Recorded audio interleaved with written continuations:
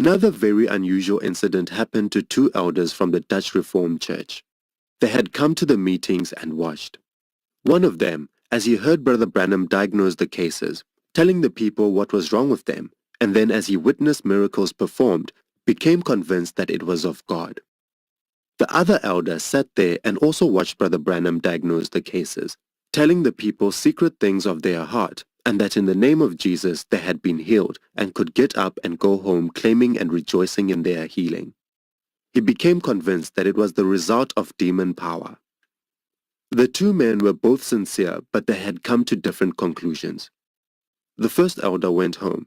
The second one went out under a tree to pray. While he was there praying, he asked God to show him if the things that he had seen were of God or of Satan. He was sincere and agreed to believe whatever was revealed to him by God. While he was praying, he felt a hand on his shoulder. He turned around to see who it was, but no one was there. Instead of seeing someone, he saw a vision. He saw two clouds, and there between them sat his elder friend exactly as they had been sitting shortly before when they were discussing Brother Branham's ministry. At the end of the vision, he went as quickly as he could to the elder's home to tell what had happened. As he was explaining the vision to him, other members of the family who were there noticed an imprint of a hand on his shirt. As they examined the shirt, they found it had been scorched, very plainly leaving the imprint of a left hand. The news came to Brother Branham about what had happened, and he said, "I know all about it. I saw it in a vision this afternoon. Bring me the shirt and my left hand will fit perfectly the scorched imprint left on the shirt." This was done, and it was as Brother Branham had said. That evening the shirt was brought to the meeting, and hundreds saw the scorched imprint of the hand on the shirt.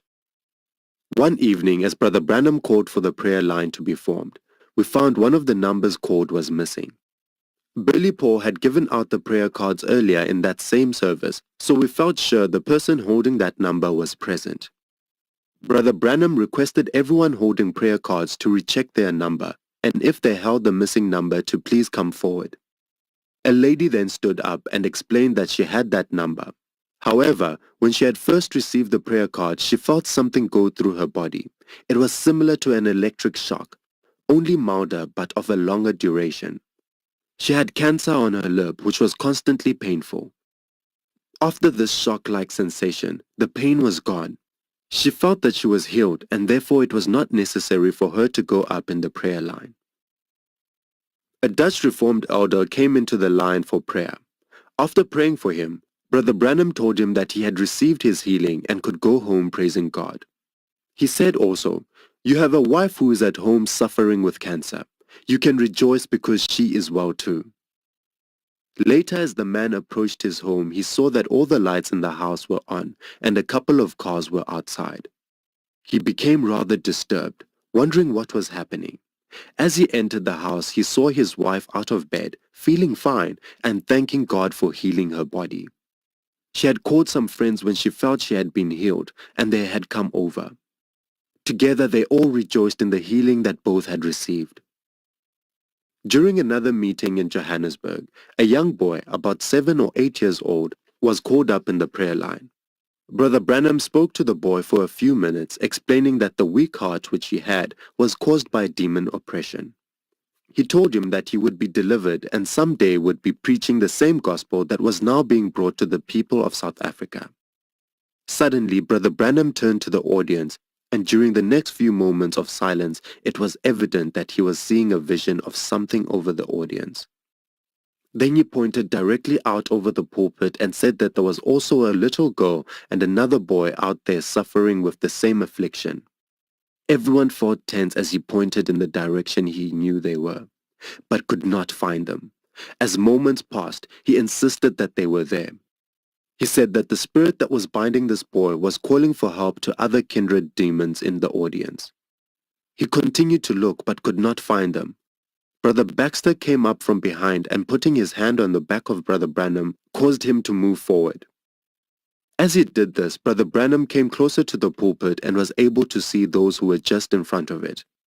There were the two he was looking for, a boy about 12 years old and a girl a couple of years younger. Both of them were lying on cots and had been hidden from his view because of the pulpit. He prayed for them and told them that they had been delivered from the demon which had been causing their weak heart. He had seen a vision of all three being well. Afterwards, I interviewed the mother of the boy who had been lying on the cot. She told me that her son was in such a condition that he could not sit up for more than 10 minutes a day.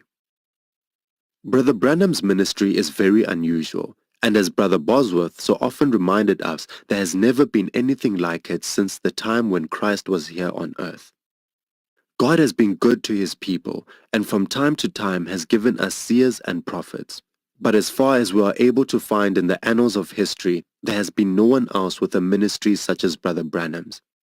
Often he would witness between 30 and 40 visions a day, and never has any one of them been wrong. Many times he would see visions of the services ahead of time, or incidents that would take place in the future. He would sometimes tell us about these before they actually happened, and then when we saw them, we would be reminded of what he had told us. Shortly after we arrived in Johannesburg, Brother Branham had a vision that the following day he, Brother Schoeman, and some others would be downtown. They would see a native standing on a corner with a blue shirt and white trousers.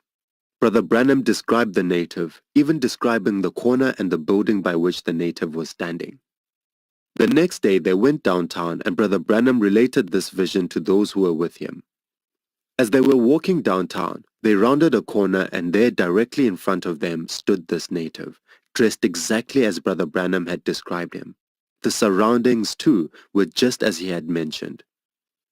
One day Brother Branham saw in a vision a native girl who had a rather high forehead with a scar on it.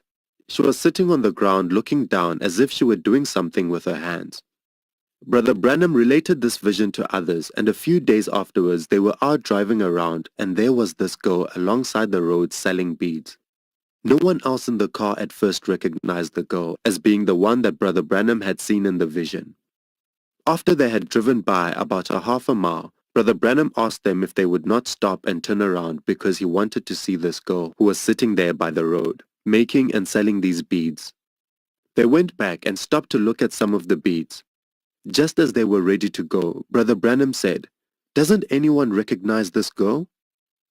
As they looked at her, they recognized her as the girl Brother Branham had told them about, sitting on the ground, looking down as if she were doing something with her hands.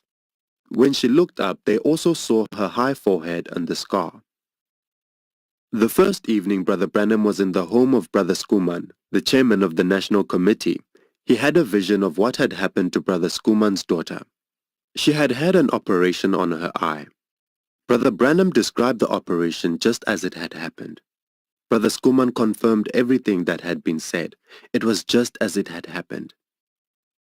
After closing a week of meetings in Johannesburg, we motored to Klerksdorp. This is another mining city about 100 miles southwest of Johannesburg. The first service there was cancelled because of rain, and the second service was cancelled because of a windstorm and cold weather. Sunday morning, God spoke to Brother Branham through a vision, assuring him that we would have favorable weather during the rest of the meetings in South Africa. These two meetings were the only ones that were cancelled because of weather conditions throughout the entire tour of South Africa, even though some of the meetings were conducted in cities which were having their rainy season. Sunday, October 14th, was a beautiful day. People drove in from hundreds of miles for the meetings. I was told by several of the townspeople that it was the largest group that ever gathered in the city of Klerksdorp. Brother Baxter brought the gospel message that evening, and when he asked for those who would stand and thereby signify their acceptance of Jesus Christ as their Savior and Lord, approximately 3,000 people stood in response to the call. As the people in this town also witnessed the wonder-working power of the Lord through Brother Branham, they too admitted that a prophet from another land was visiting them. They realized that perhaps they would never again see anything like this in their lifetime. Sunday was one of the greatest days that Klerksdorp had ever seen. There were many who received healing for both their body and soul. I'm thinking of the little boy that was 11 or 12 years old who had received a prayer card and whose number had been called. As he came up to the platform, I noticed that his eyes were very badly crossed. As soon as Brother Branham saw him, he related the story of his little girl whose eyes had crossed because of the intense pain she suffered shortly before her death. Brother Branham never ceases to be moved with compassion when he sees a young child with crossed eyes. He prayed for the boy and then asked him to look up. As he did, his eyes became straight. The boy turned to the audience and the people rejoiced in the fact that the eyes which had been crossed were now perfectly straight. A local doctor examined the boy and declared his eyes to be normal. After the service, I obtained a photo of this boy, which we have here. One evening after the service, some of us were sitting around the dining room table at the home of Pastor P.F. Foree, one of the local pastors. We were enjoying some refreshments and Brother Branham was talking to us about spiritual truths. After Mrs. Foree came and joined us at the table, I noticed that Brother Branham was watching each of us very closely, as if he were looking for something. Within a few minutes, he sat back in his chair and told us that he had had a vision that afternoon. Now we were sitting around the table just as he had seen us. Brother Bosworth sat at one end of the table, Pastor and Mrs. Foree at the opposite end, and Sidney Smith and I were on one side across from Brother Branham. Each of us was in the exact location and position in which he had seen us in the vision that afternoon. Now he could tell what God had revealed to him. He turned to Mrs. Foree and related to her some incidents from her youth. As he went into detail, she sat there thrilled to think that God had spoken to his prophet concerning her. He also told her that she had a bad heart and stomach trouble which was caused by nervousness. After talking further concerning the vision and speaking words of encouragement to her, he excused himself from the table and retired for the evening. Our next stop was from October 17th through the 21st at Kimberley, the diamond capital of the world. The meetings there were scheduled for the town hall, but during the first evening service the building was packed and there were even more people on the outside than there were on the inside. The local committee realized something must be done in order to make provision for the thousands who wanted to attend the meetings. Through the fine cooperation of the mining industry, we obtained the use of the De Beers Stadium, which had seating accommodations for about 6,000 and is rated as one of the finest sports arenas in South Africa. Only eternity will reveal what was accomplished because of the added facilities. While Brother Bosworth was eating in a local cafe, a young man came and asked him if he was not a member of the Branham Party.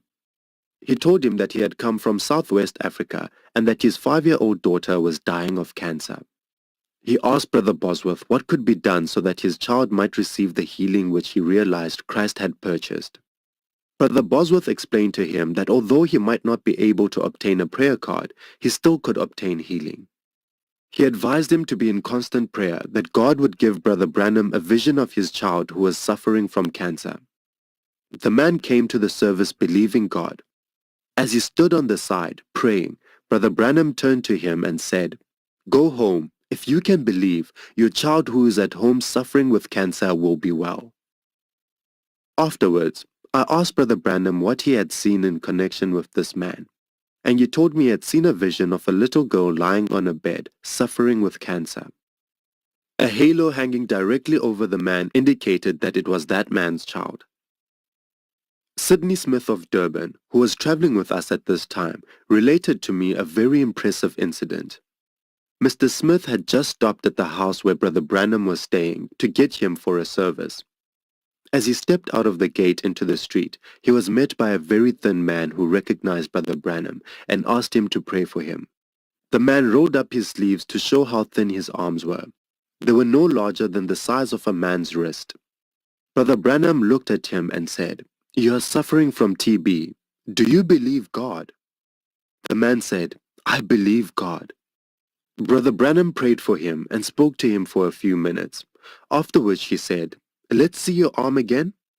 This time when the man rolled up his sleeve, he was amazed to see that his arm had enlarged and now appeared to be stronger than it had been a few minutes before. This was a case where God not only healed the man instantly, but miraculously gave him physical strength which ordinarily would return gradually.